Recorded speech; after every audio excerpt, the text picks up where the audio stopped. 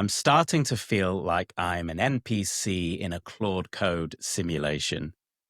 It just keeps on coming. Anyway, I've been in AI for over a decade, building it, breaking it, and seeing what really works. And I'm here to call BS on the bad advice. I'm here to keep it human as we go up into Anthropic. I'm James. I'm Tanya, and welcome to Up in AI.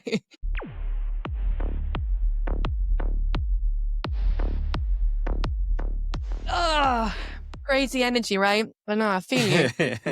NPC is the best way to define it right now. So, all right, James, for people listening to us today, what are they going to learn after this episode? It feels like Anthropic have released 2 years worth of features this year, and most of them have come in the last month or two. We're not going to go too deep into anything. Why? Because we're overloaded. It's all too much. But what we want to do is, for you guys listening, just kind of touch on some of the things that we think are going to be very, very impactful over the coming months. And we're going to lead into a few subsequent episodes where, for instance, managed agents is one of those things we're going to touch on. But in a later episode, we're going to go deep into it, how we're using it within our business, within our program, how are our clients using it. But for today, it's going to be a lighter episode. What's come out? What should you be paying attention to and why? Brilliant. Yeah. Someone said something to me the other day, really resonated. They say really to really like keep up with AI, you've got to be unemployed. Like you have nothing else going on just to like stay on top of it, or at least attempt to. It totally, I was like, yep, that makes sense. That's how you got to be unemployed. That makes me feel even more like we're in a simulation. Being as like everyone's going to be unemployed in a few years anyway, is AI just paving the way to give us something to do? Whilst we're all unemployed, it's just like, oh, AI's released this, AI's released this. So we're all just preoccupied. Mm-hmm. Yeah, I get that. So cool. Right. Okay. So before we dive into the lighter version of our podcast today, we're going to do our BS or no BS round. I'm going to ask you some questions. You're going to answer BS or no BS and give us a little bit of context to help us understand. So, Sure. Are you ready? I am, yeah. Okay. So, first one, if you're using Claude Desktop, you're using Claude at full capability. That would have always been a BS for me. But wow, they're doing a great job on the desktop app. It is getting better and better. So my typical setup is anti-gravity, could be Cursor, could be VS Code, using Claude Code in various terminal chats inside of a specific project.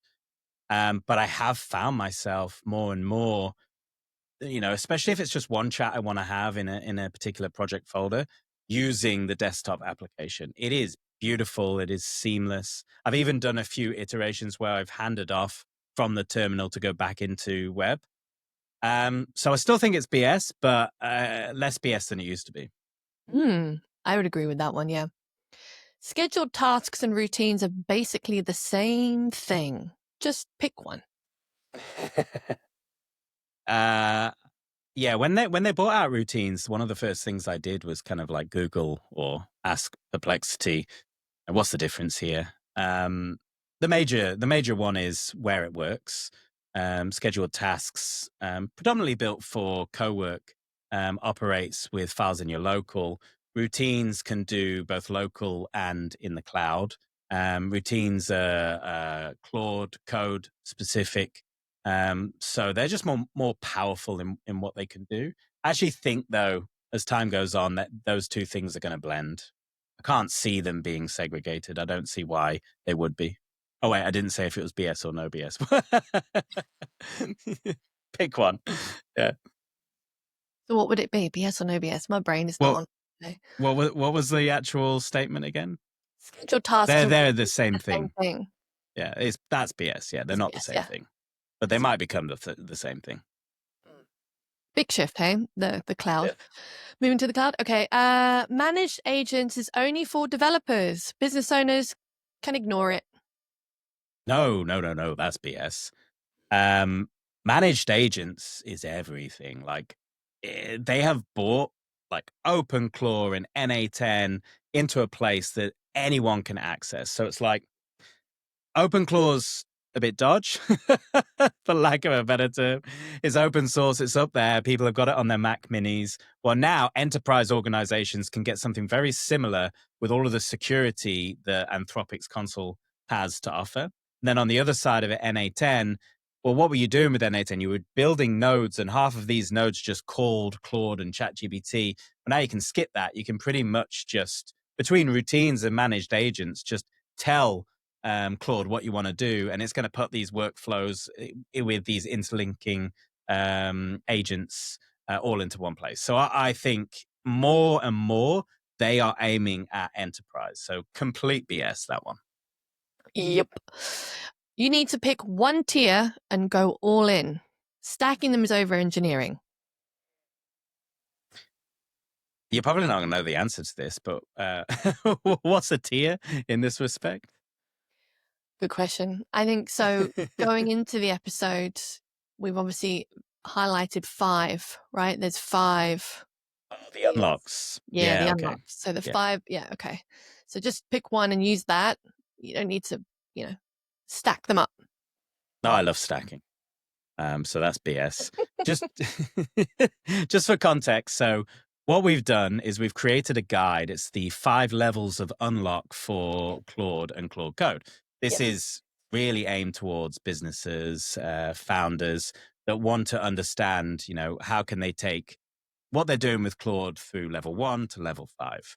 And so in coming up with these show notes and the No BS stuff, we stuck this, or Tanya stuck it into Claude Code and asked it, about this. So when we talk about stacking, it's like, what are the different levels which we can go through?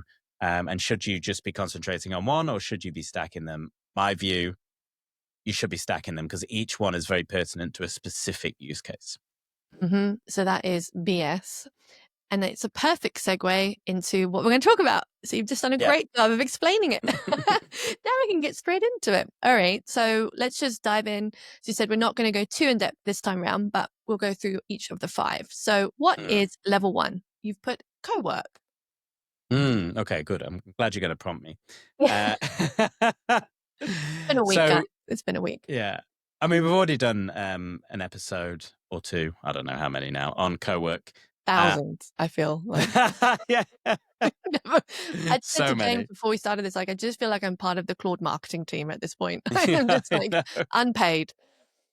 Okay, let's just take that before we go into the levels. Right. I want to know from everyone who's listening, anyone that's bothered to come this far, pop it in the comments. Do you think that this leak that happened with Claude Code was completely engineered? Like, Tanya and I were looking at it. What do you think, Tanya? Like, we were looking at it, and it's like, holy shit, every single influencer has taken that Claude Code leak, every AI influencer, and is like, told everyone how to use Claude better. If this wasn't the best PR campaign I've ever seen in my life, then it was a mysterious gift that the universe handed Anthropic. Yeah, the thing that really got my attention when you said that to me was it's like, duh, but I didn't see it. Like I think because we've just been bombarded with new things to talk about, right? Mythos and this most powerful thing ever, and all the risks and security on that. Like, it's like almost like that thing that happened, it was just old news. I just didn't look at it anymore. So when you said it, I was like, of course it is. Of course it is. That's my point of view. I totally believe it was. Yeah, very clever. I think everyone was too busy working out what it all meant for how you can get the most out of Claude. It's genius. It is absolute genius. And if it wasn't a human, I'm going to say then Claude Code went and did its own thing. It just wanted to say, how do we accelerate our market cap here? And it just went and did it. It engineered the mistake. Right, because that is a mistake. I mean, that's the thing that really got my attention at the time was it wasn't focused on the mistake. Like, all that was coming out, one of the biggest AI companies in the world really leaked its source code. Like, it just seems so far-fetched when you think about it. It's definitely intentional. But what a great angle if AI did take the lead and do it for them. It's the third leak, right? So last year Yeah. there was a code leak. And then obviously days before the Claude code leak of this year, we had the Mythos leak. Mhm. Surely 3 is, more than a coincidence. Yeah. More of a strategy. I wonder whether they got a load of positive PR over the first one, which may well have been an actual mistake, and then they planned it after that. Yep. And the Mythos thing is incredible, right? Because it's like, hey, we're releasing this amazing model that's going to do everything, but you can't have it. Nope. No, in fact, we're going to do this special project. We're going to give it to Microsoft and all of the big tech players, and we're going to let them play with it first. It's just like, really? Yeah. That's- Genuinely worried when I saw the list of companies too. I was like, there's someone there. I'd be like, why are you giving them this? I know. And I was it like, does not make me feel good at all. it's a double-edged sword. I mean, in a way, all of our data is in those companies, right? So you kind of do want them to plug the holes, which is the whole point of why Anthropic did it. But Yeah. it's just one of those like, let's give the big tech giants the best technology before anyone else. Mhm. Mm. If there wasn't so many bad players that would just are so willing to take this and go hack and ruins people's life, I actually think Anthropic are doing the best that they can out of all of the AI businesses. I actually think they're still very commercial, very capitalist, but I think they care the most. I really, I feel like ChatGPT is the least at the moment. Maybe that's unfair, but I've got this whole, maybe it's their branding as well. Like Anthropic feels like warm, like they do try to be really human. GBT just seems to be cold. It's like advertising. It's like government contracts. It's like, ugh. Yeah.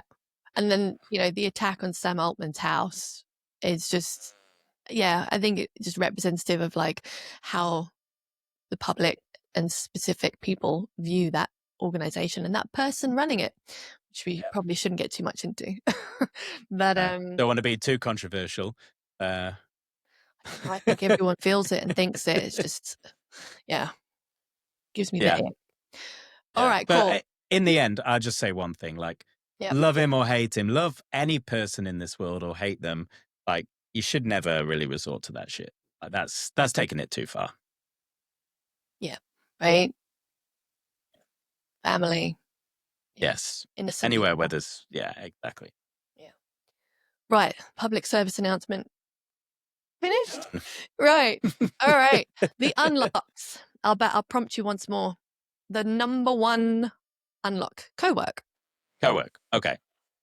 So we've got 5 unlocks. Just FYI, we're going to drop the link so that you can go straight to the guide.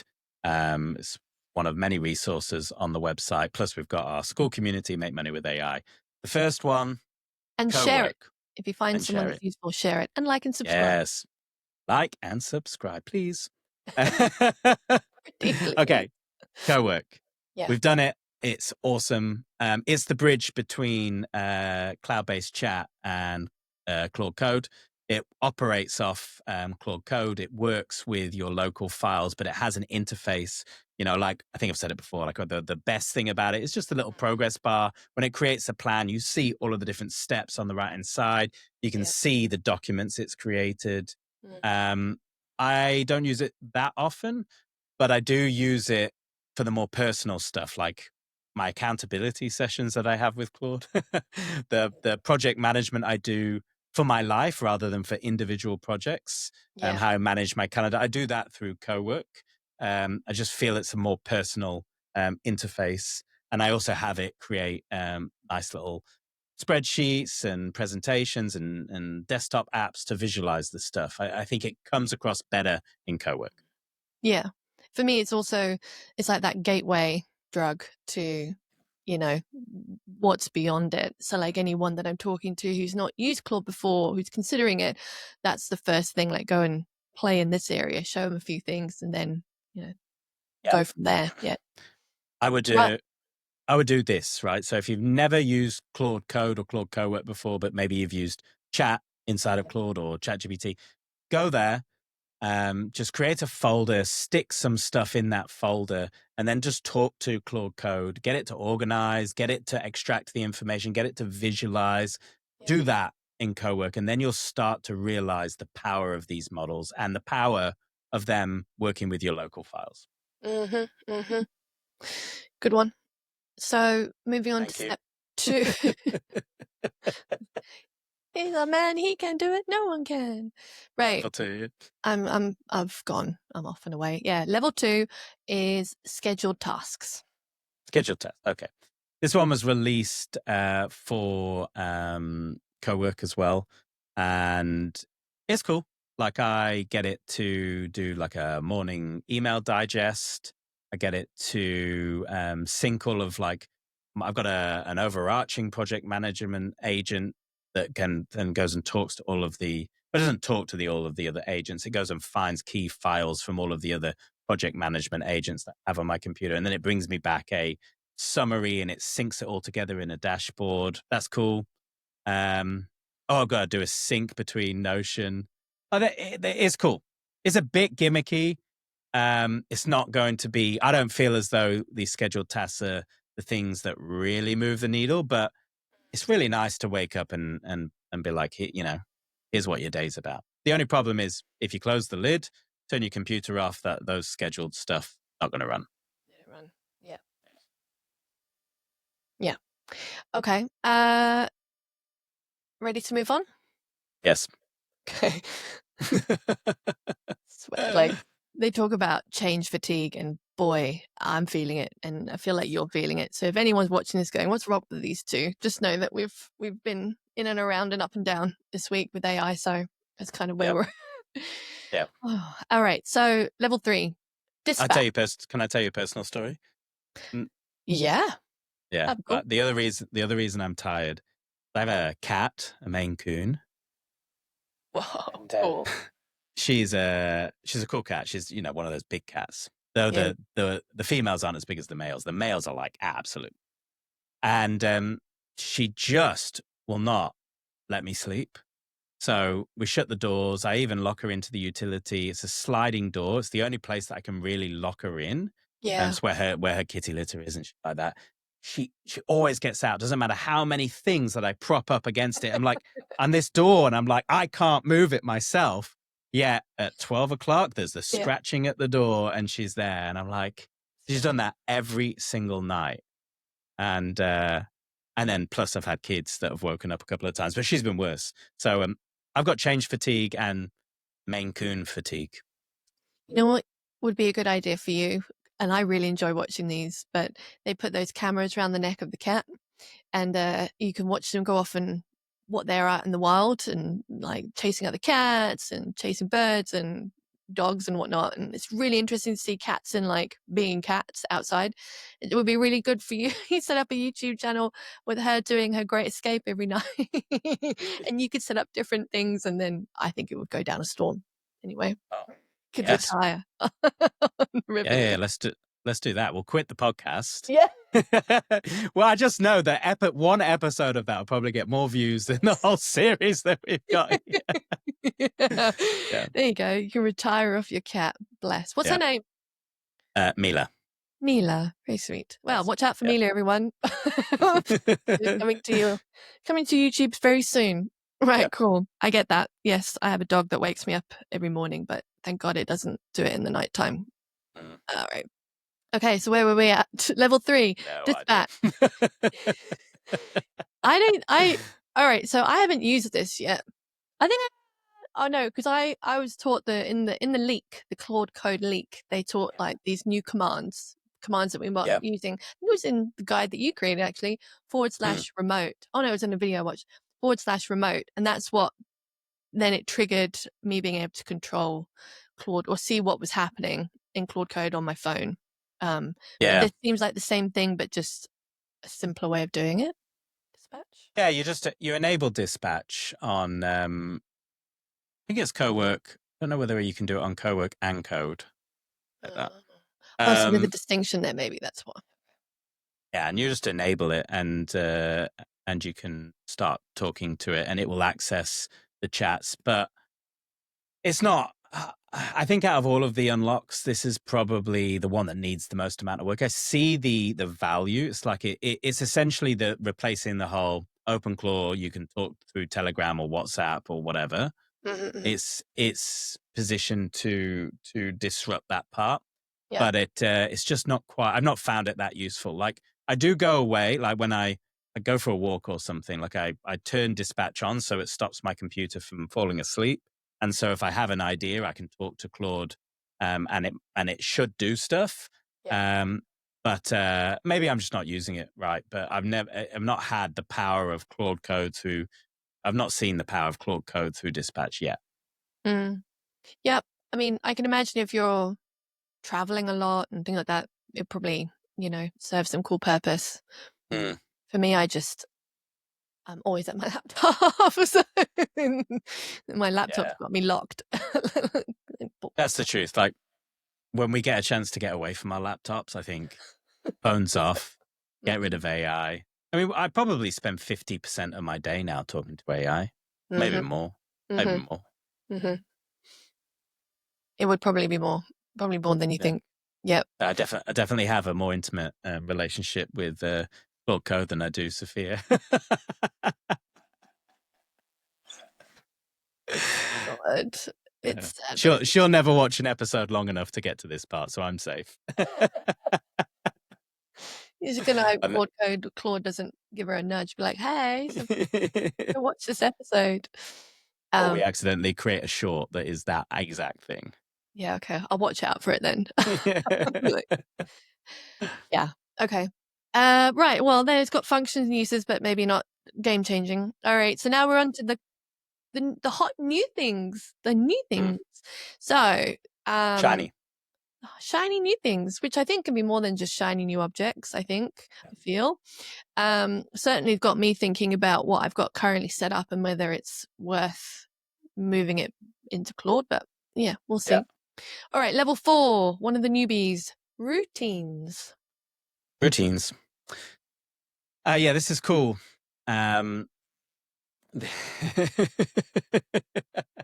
This is the replacement of N8N, Zapier, Make.com. This is, I mean, okay, so we have gone from having to have developers build connections to, okay, now we can do things modular. We can connect our Zapier with all of these different apps or N8N, whatever it be. Then we have to build nodes. We have to kind of prompt those nodes. And then there was a little bit of an intermediary stage where you could actually train, or you can still do this, train Claude Opus to create N8N workflows because they're just a series of JSON files, right? But they weren't perfect. And throughout all of this, essentially these workflows are just calling AI in some shape or form. Mm-hmm. Now with routines, like you just essentially tell it the workflow that you want to do, and it just creates a routine, which is just a series of prompts. And because Claude has got all of these connectors already built, connection to your Gmail, to your Notion, all of these things, these MCPs as well. It's like, wow, something that would have taken a few hours, maybe a day in N8N now really just takes minutes in Claude. And then if you go back even further, something that would have taken days and weeks to do without any kind of no-code platform, again, just takes minutes in Claude. It's game-changing. Hate that word, but it is. Yeah, I know what you mean. So I started looking at this thing and then I was like, right, okay. Like one of the things is, okay, I'll just ask a question around it. Can it do everything? Or are there limitations with it, right? In terms of the things it can connect to? I mean, whatever you can connect Claude to via MCPs, APIs, connect it, you can then utilize in a routine. So you can use Google Studio to connect to a load of Google products. And so you can pull the data directly from those APIs into an MCP and into a routine. So, and then there's other things like there's browser control, right? So you could actually go to the specific video. I would say that either you don't have the right connectors, MCPs, plugged into Claude, Mhm. or you just need to try again. Yeah, You might I have mean, just got, you know, sometimes with AI, it's like you can just go into a completely separate chat and ask the exact same thing, and it does it in a minute. Whereas, you've just had a bit of bad luck and you've gone down a rabbit hole for 2 hours and still not been able to solve the problem. I think mhm. it's probably that. All right. Routines. Anything more about routines? What's the other No. cool thing about routines? That it doesn't matter whether it's you can shut your lid on your laptop and it's all back. Yeah, it's in the cloud. Yes. So this is the biggest difference between routines and schedules. Schedules you have to have your computer on. Okay. Alrighty. On to the last one then. Level 5. Managed agents. This is the thing that I have not yet been able to play with. When this came out very recently, I was like, oh, this is going to change everything. I'm going to migrate my whole OpenClaw into these agents. I'm going to do this, going to do that. And I did a lot of research into it, but I never actually created my first agent. So I can tell you academically what it does, Mhm. and what I think it will be used for. More than anything, it is the biggest enterprise play, because if you can imagine it, everything is really secure, right? It's kind of like a mini. Probably non-developers probably don't know what Amazon Web Servers are, but to give you that context, Amazon Web Servers is like a big server system for running software, but inside of that, they have loads of little things that you can spin up, like EC2 and S2 buckets and all of these kind of things. They're made for different parts of the software process, and there's loads of connectors. And AWS became this suite of tools that any software developer can use to launch web applications, mobile applications, run backend databases, and so on. Now, what this feels like is the start of that. So if you so this is in a completely different place, right? Mm. So everything else we've talked about is in the desktop app. This managed agents is in the console. Prior to this, really the only reason for me to go to the console was to set up an API. It does have a playground in there. Never really used it. After the first time I saw it, it's like, ooh, playground. Let's have a play, but never found that much use out of it. Now they've redone the console, Mhm. and you can see that this is the start. There's going to be more than just managed agents that go in there. But the agents are cool.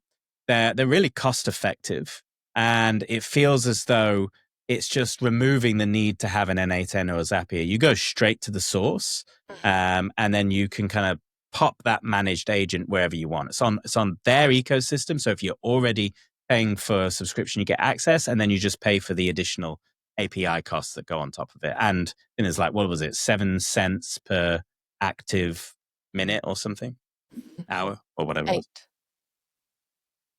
But and as a reminder, so we will be talking more in depth about this in the coming next Yeah. episode. Next week, I'm creating managed agent. I wanted to do it the back end of this week, but just didn't have time. So we'll be creating it, and we'll be showcasing what we've created and how we would use it. I think it's going to be a really, really fun episode. Yeah, I'm looking forward to it. Right. Okay. So we've covered all 5. Mm. I've got some quick fire questions. Okay, hit me. Live it up. Right. One line answer. Sure. What's the first thing a $1 million owner should automate with scheduled tasks or routines, I guess? I was going to answer the morning digest, but I did kind of say that wouldn't move the needle. But I still think it's the first thing. You're just trying it out. Yeah, your morning digest. What does your calendar, your emails look like? What should you be doing today? Dispatch or routines, which one actually changed how you work? Which ones have changed how you work? Neither, as of yet. Short answer. Good answer. I think routines will. I only started playing with routines earlier on in the week, and there's loads that I want to put into there. But as of yet, like if you imagine we're in AI, so we have solutions for these things already. It's just that routines is a better solution to what we have. So now I've got to migrate these things out of N8N, migrate them out of OpenClaw, and pop them into routines. But I do have a plan. Cool. Looking forward to hearing it. All right. Is managed agents overkill for like a solo consultant, or is it the shortcut that everyone's sleeping on? We were talking about managed agents versus OpenClaw before starting this up, right? I actually still like the fact that there's something open source that I want to keep playing with. Managed agents feels like iOS, whereas OpenClaw feels like Android. Like you can do anything with Android, but the likelihood of you getting cropped up and having to start over is high. If you just want a pure solution, you don't need the thrills, you want safety, don't mind paying a little bit more, managed agents is the way. That's a really good way of explaining it. But it certainly changed my view of it too. Interesting. Okay. Last one. Ooh, I don't know if this is actually answerable. If you could only keep... Don't ask it then. No, go on. Go on. Yeah. I wouldn't be able to answer it. I wouldn't. All right. So from the 5 unlocks that we've talked about today, if you were only able to keep one, gun to your head, which one survives and which ones do not? Only one. Just one. It's like the question, what would you take to on a desert island with you? One thing. That's it. Routines. Even though I've not played a lot with it, let's think about it. We'll break it down. Cowork is awesome. I love it, but it's a luxury. You can do everything you want with Claude Code. Schedules is probably going to become just a cheap man's routines anyway. Managed agents, it would be between managed agents and routines, but I mean, you've got a lot of other solutions for managed agents from N8N to OpenClaw and so on.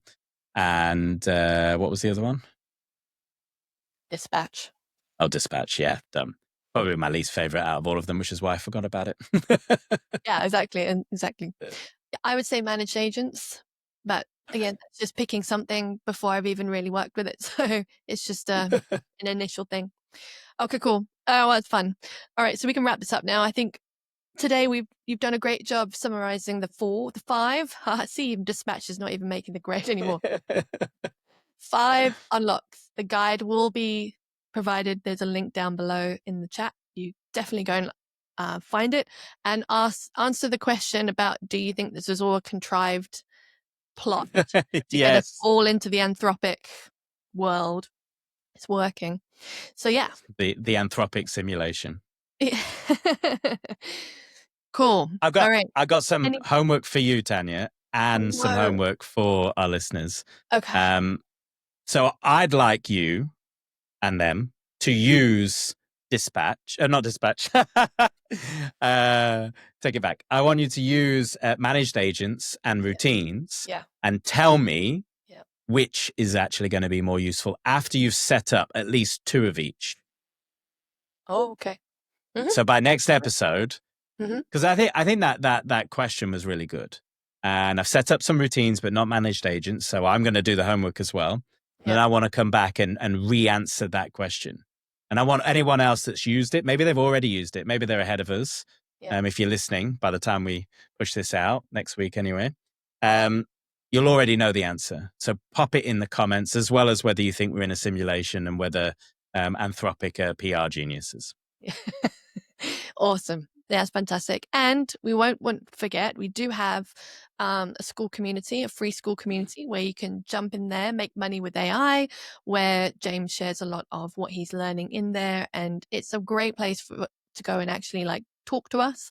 So we do several different types of sessions throughout the week where you can engage with us, work with us, build with us, to go in and when you're in there, take action, introduce yourself, let us know what you're doing, what you're working on. And we can we really want to help people on this AI journey. And it seems to be a really needed thing right now. People need guidance on where to go, right? And what to look at. So I think that's a perfect way to end it. So I guess we'll see you on the next episode. Yes, we will see you up in the AI.